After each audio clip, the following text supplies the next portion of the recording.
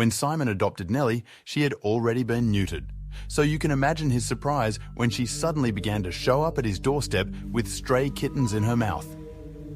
After bringing home the third kitten of the month, Simon felt like he had to figure out where the kittens were coming from. So he put a tracker on Nellie's collar so he could follow her every move. Little did he know, she would lead him somewhere no one had been for years. What secret place had Nellie discovered?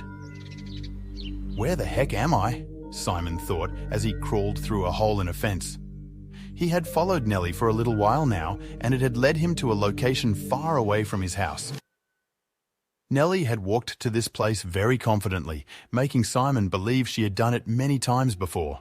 But why? It was almost an hour's walk from their home, and it didn't look like anyone else lived even near this place, which ruled out that Nellie was getting her stray kittens from another home. Suddenly, Simon heard faint meowing in the distance, so he quickly picked up his pace and walked over to what sounded like Nellie in distress. But when he turned a corner, he saw something he never expected, and he knew he had to get out of there as fast as he could. He couldn't leave Nellie behind though, and it didn't look like she would be coming with him willingly. But where was Nellie getting the stray kittens from? What did Simon see at the location, and why did he have to leave? Welcome to Wonderbot Animals. Simon adopted Nellie during a harsh period in his life.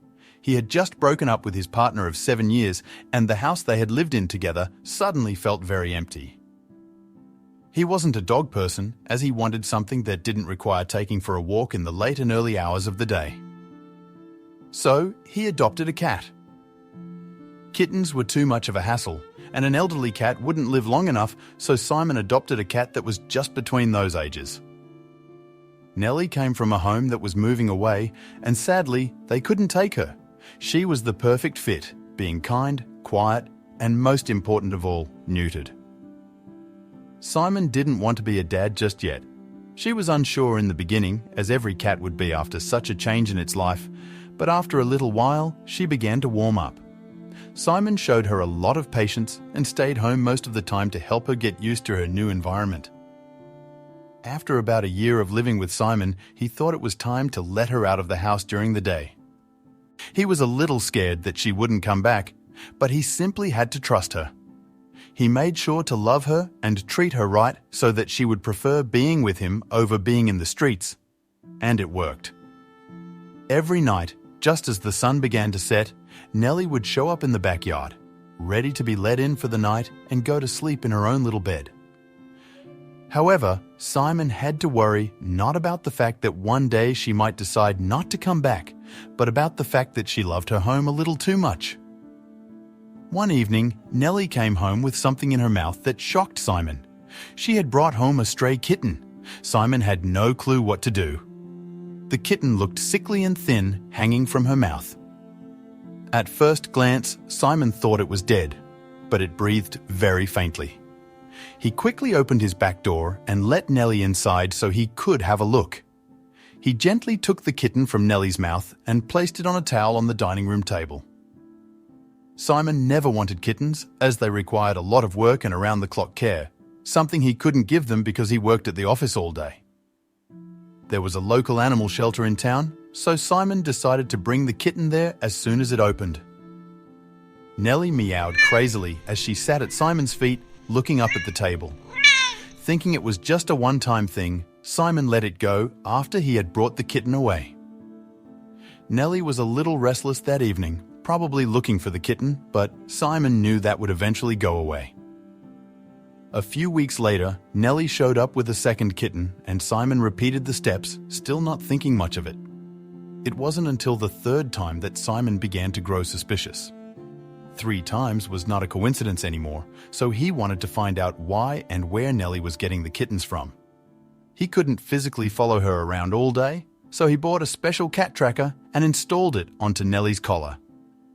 The tracker was connected to his phone, so he could follow her everywhere. Simon had always made sure Nellie wore a collar. When he added the lightweight tracker, she didn't seem to mind at all. It was just another part of her daily gear. As Nellie pranced around the kitchen, the little device attached snugly to her collar, barely noticeable among her sleek black fur. Simon double-checked the fit, making sure it wasn't too tight or too loose. The next morning, Simon had a new routine. Before heading to work, he let Nellie out and turned on the tracker app on his phone. He watched as the signal pinged to life, confirming it was working perfectly. Nellie, oblivious to the technology tracking her, darted out into the yard, her tail high in the air, ready for her day's adventure. Sitting in his car, Simon couldn't resist taking one last look at his phone. The screen showed a small line indicating Nellie's path from their home. She was already on the move, her route a little meandering, but nothing unusual. He smiled, imagining her exploring the neighborhood, then placed his phone in the cup holder and started his drive to the office. Throughout the morning, Nellie roamed the neighborhood. The tracker showed her taking her usual paths, wandering in circles around familiar spots, and stopping occasionally, perhaps to sniff a flower or chase a leaf. Everything seemed normal, just another day of Nellie being her curious self. Simon felt reassured, but a part of him wondered if today would reveal anything new. It was finally lunchtime, and Simon eagerly grabbed his phone. Nellie's path had extended further today, reaching out towards the edges of their neighborhood. Simon's eyes traced the route on the map, his curiosity growing. What was out there that Nellie found so interesting? He looked forward to his lunch break, where he could discuss this mystery with his colleague, Todd. Simon sat down with Todd, his lunchtime regular, and as they unwrapped their sandwiches, he couldn't help but share the latest oddity at home. "You won't believe this, but Nellie's brought home 3 kittens already," he said, shaking his head in disbelief. Todd listened, eyebrows raised, as Simon recounted each unexpected arrival, his tone a mix of confusion and concern. Todd chuckled and took a bite of his sandwich. "Man, if she brings home another one, I'll take it off your hands," he offered, wiping crumbs from his mouth. Simon smiled, grateful for the support. "I might just hold you to that, Todd," he replied, feeling a bit relieved. It was good to know he had help if this kitten situation kept growing. They leaned over Simon's phone, scrolling through the tracking app to catch up on Nellie's morning escapades. Suddenly, Simon's face paled as he tapped the screen, zooming in on a location. "Look at this. She's way out at the harbour," he exclaimed, his voice laced with surprise. Todd peered over, equally shocked by the unexpected turn in Nellie's routine. Simon traced the line on the map leading almost out of town to the harbour, a place he never imagined Nellie would venture. "Why would she go all the way there?" he muttered, more to himself than to Todd. The harbour was busy, filled with boats and unfamiliar dangers, a stark contrast to the quiet suburban life Nellie knew. Todd saw the worry etched on Simon's face and tried to ease his concern. "Hey, lots of cats head down to the harbour. They're probably just after the fish," he suggested, trying to sound convincing. Simon nodded, but his eyes remained fixed on the map, his mind racing with thoughts of Nellie wandering too far from home, possibly getting onto a boat. Simon's thoughts raced as he stared at the map, picturing Nellie, his shy cat who couldn't swim, possibly wandering onto a boat. The fear of her hiding on one, terrified and alone, and accidentally sailing away was too much. He imagined her curled up in some dark corner, too scared to move as the boat drifted away from shore. Abruptly standing up, Simon pushed his chair back with a clatter and grabbed his lunch bag, tossing it into the trash can as he moved. "I have to go to her," he announced, a firm resolve in his voice. He couldn't sit idly by, not with Nellie potentially in trouble. His heart pounded with urgency as he headed for the door. "Can you cover for me?" Simon asked Todd hastily. Todd hesitated, his brow furrowed with concern. "I'm not sure, Simon," he started, but Simon cut him off. "Please, Todd, I'll owe you one," he pleaded. After a tense moment, Todd nodded. "All right, go," he said, giving a reluctant smile. Gratitude flashed in Simon's eyes as he turned to leave. Simon rushed through the office corridors, his steps quick and quiet, hoping not to draw attention. But just as he neared the exit, his heart sank. There was his manager, directly in his path. His mind raced as he tried to think of any possible excuse that would get him out without a lengthy explanation. "Simon?" his manager called out just as he reached for the door handle.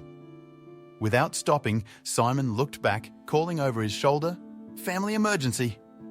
His voice was urgent, leaving no room for questions. He dashed out the door, the cool outside air hitting his face as he ran toward his car, his mind focused only on reaching the harbour as quickly as possible. Simon's heart pounded as he sped towards the harbour, the car's engine humming urgently beneath him. It wasn't just concern driving him. Nellie was his family, and the thought of her lost or in danger was unbearable. His eyes frequently flicked to his phone, where the tracker app kept Nellie's location updated in real time, a moving dot on the screen guiding his hurried drive. All through the drive, Simon kept the tracker's app open, watching as Nellie's icon moved towards a specific point at the harbour. His grip on the steering wheel tightened as he saw her nearing a building, a stark reminder of how real the situation was. It was a relief to know exactly where she was, but the steady approach to the harbour only fueled his anxiety. Arriving at the harbour, Simon was struck by the chaos of the small, bustling area. People swarmed everywhere. Fishermen hauled nets, and vendors shouted over the clamour. The smell of fish filled the air, mingling with the salty breeze. It was overwhelming, a maze of activity in which finding a small shy cat seemed an impossible task. Scanning the crowded scene, Simon was relieved he had installed the tracker. Following the signal, he realised Nellie was in an old, abandoned warehouse, partially hidden by stacked crates. Its dilapidated doors were swung shut, the building standing out as a lone relic among the harbour's hustle. He knew getting inside wouldn't be easy, especially unnoticed. The area around the warehouse was teeming with people, making a discreet entry seem unlikely. Simon decided the best approach was to trace Nellie's path exactly as the tracker indicated. He noticed on his phone's map a route that led to a quieter side of the warehouse. Planning his approach, he hoped to slip in unnoticed by mimicking Nellie's path into the eerie quiet of the abandoned structure. As Simon followed the tracker's directions, he discovered a small hole in the fence, well concealed from the harbour's view. It was just big enough for Nellie to slip through. Bending down, he inspected the gap, determining it was his only way in. The metal edges looked jagged, but Simon knew he had to try to widen it to follow his cat's path inside. Trying to pry the fence open further, Simon pulled at the metal with his bare hands. The rusted edge was sharper than he anticipated, and he yelped as it sliced into his skin. Blood welled up from the cut, stark against his skin, and he quickly pulled back, wincing from the sharp pain. Let's show our support for Simon's mission and get this video to 10,000 likes. Your engagement helps us share more incredible stories of bravery and compassion involving our beloved animal friends. Despite the injury, his resolve didn't falter. He needed to get through. Blood trickled down his hand, the pain sharp and sudden, but Simon pressed his lips together, stifling any noise. He glanced around anxiously, hoping no one had heard him. Clenching his jaw, he wrapped his uninjured hand around the wounded one, pressing tightly to stem the bleeding. He was close now. He couldn't let this setback stop him.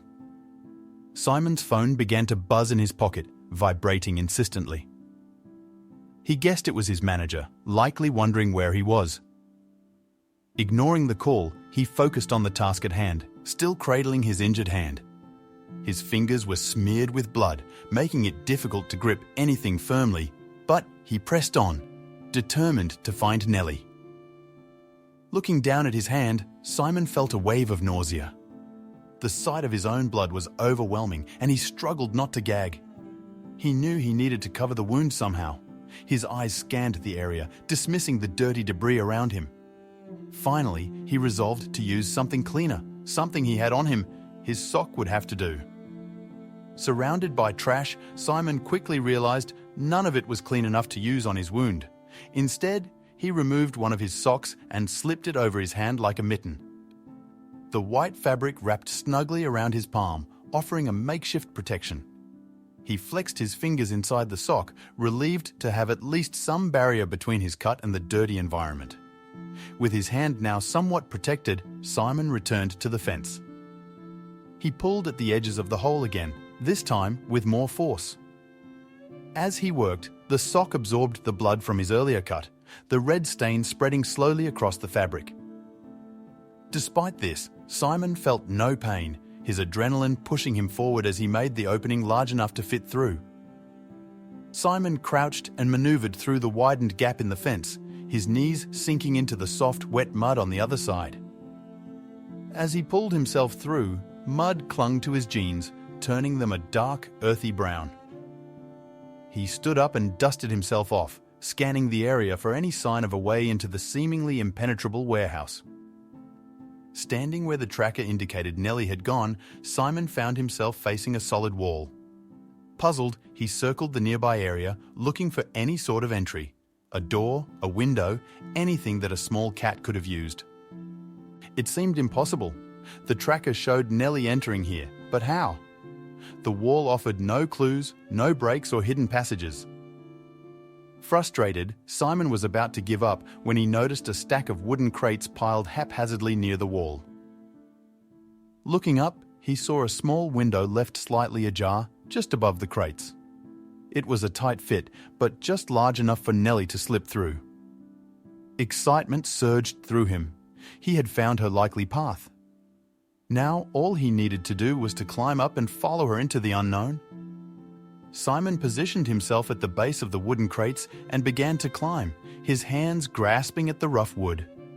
Each step was precarious, the crates creaking ominously under his weight. He moved carefully, aware that a wrong move could send him tumbling down. His focus was sharp, driven by the need to find Nellie and ensure her safety. The crates weren't built for climbing, they shifted and groaned with every movement Simon made. His heart raced with each unsettling creak, half expecting to crash through the wood. He steadied himself, breathing deeply as he continued his ascent. The thought of falling was terrifying, but his determination to reach Nellie pushed him upward. Finally, Simon reached the top of the stack and clambered into the warehouse through the small window. His landing was less than graceful, resulting in a muffled bang as his feet hit the dusty floor. He paused for a moment, hoping the noise hadn't startled Nellie, or worse, alerted someone else to his presence inside the abandoned building. Inside, the warehouse was cloaked in shadows, but beams of sunlight pierced through holes in the roof, casting long shafts of light across the floor.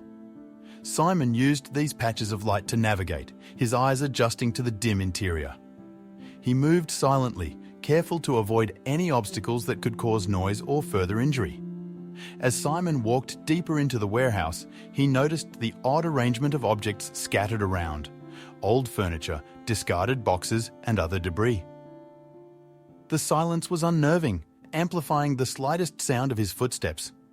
It was too quiet, a stark contrast to the bustling activity at the harbour outside. The atmosphere was thick with tension, making Simon even more anxious to find Nellie. Simon crouched low, whispering Nellie into the still air of the warehouse. He hoped she would recognize his voice and come bounding over, but he knew it was unlikely in such a strange, intimidating place. His voice was gentle, a stark contrast to the eerie silence around him as he repeated her name, each call soft and coaxing. The tracker indicated that Nellie was very close. Simon stood perfectly still, his ears straining for any sign of her. A meow, a whimper, even the faint tap of her paws against the concrete. He held his breath, hoping for a sound that would lead him directly to her. The silence was heavy, broken only by his own quiet breathing. Just as Simon was about to call out again, he heard voices. Someone was approaching. Panicking, he quickly glanced around and ducked behind a large, overturned crate. He pressed his back against the cold metal, heart racing. His mind raced with thoughts of who it could be and why they were here in this abandoned place. Peering from his hiding spot, Simon saw two men enter through a side door. The taller one was carrying something, a small, wriggling form. Simon squinted, and as they stepped into a shaft of light, his stomach turned. the man was holding a cat by the scruff of its neck. Simon's blood ran cold as he realized the gravity of the situation. A familiar meow shattered the silence, piercing Simon's heart. It was Nellie. The sound of her distress was unmistakable. He could see her now, dangling helplessly in the man's firm grip, her eyes wide with fear. The sight fueled a new determination in Simon. He couldn't stand by and watch. He had to act, but he needed to be smart about it. Realizing the gravity of the situation, Simon knew he couldn't just walk away. Nellie needed him. Steeling his nerves, he cautiously followed the two men as they navigated through a dimly lit corridor and disappeared behind a heavy metal door. After a moment's hesitation, Simon's determination overcame his fear, and he pressed on, desperate not to lose sight of where they might take Nellie. Simon waited a few seconds before opening the door himself. The scene before him was shocking. Rows upon rows of cages, each containing cats with wide, fearful eyes. The air was filled with the sounds of soft meowing and shuffling. Simon's heart sank as he scanned the area, searching for Nellie among the multitude of caged animals, his anxiety mounting with each passing second. Amidst the chaos, Simon knew he needed help. He quickly pulled out his phone and dialed 911, explaining the situation in hurried, hushed tones as he continued to search for Nellie.